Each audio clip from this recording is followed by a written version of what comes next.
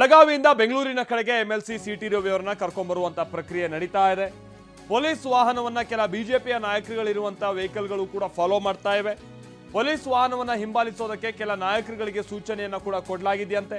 City Ravi ಅವರನ್ನ ಅಂದ್ರೆ ಆ ಕಾರನ್ನ ಫಾಲೋ ಮಾಡ್ಕೊಂಡು ಹೋಗಿ ಬೆಂಗಳೂರಿನ ತನಕ ಅಂತ ಕೆಲ ಬಿಜೆಪಿ ನಾಯಕರುಗಳಿಗೆ ಹೇಳಲಾಗಿದ್ದು.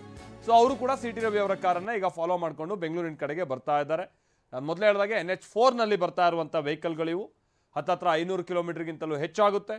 ಹೀಗಾಗಿ 8 ರಿಂದ 9 ಗಂಟೆ ತಗುಲುವಂಥ ಸಾಧ್ಯತೆ ಇದೆ ಪ್ರಯಾಣಕ್ಕೆ ಸಂಬಂಧಪಟ್ಟಂಗೆ. ಅದಾದ ನಂತರ ಜನಪತಿಗಳ ವಿಶೇಷ ಕೋರ್ಟ್ಗೆ ಅವರನ್ನು ಹಾಜರುಪಡಿಸುವಂಥ ಪ್ರಕ್ರಿಯೆ ನಿಟ್ಟಿನಲ್ಲಿ ಬರ್ತಾ ಇರುವಂಥದ್ದು ಇದೆ. ಅವ್ರನ್ನ ಕರ್ಕೊಂಡ್ಬರ್ಲಾಗ್ತಾ ಇರುವಂಥದ್ದು ಅಥವಾ ಒಟ್ಟು ಪ್ರಕ್ರಿಯೆ ನಡೀತಾ ಇರುವಂಥದ್ದು. ಬಟ್ ಅದಕ್ಕಿಂತ ಮುನ್ನ ಜನಪತಿಗಳ ವಿಶೇಷ ನ್ಯಾಯಾಲಯದಲ್ಲಿ ಸಿಟಿ ರವಿ ಅವರಿಗೆ ಸಂಬಂಧಪಟ್ಟಾಗೆ ವಿಚಾರಣೆ ಕೂಡ ನಡೆಯುತ್ತೆ ಅಂತ ಹೇಳಲಾಗ್ತಾ ಇದೆ. ಅದಕ್ಕೆ ಸಂಬಂಧಪಟ್ಟಾಗೇನು ಕೂಡ ವಕೀಲರು ಕೆಲ ಸಿದ್ಧತೆಗಳನ್ನು ಮಾಡಿಕೊಂಡು ಇದೀಗ ಜನಪತಿಗಳ ನ್ಯಾಯಾಲಯ ಕಡೆಗೆ ಬರ್ತಾ ಇದ್ದಾರೆ.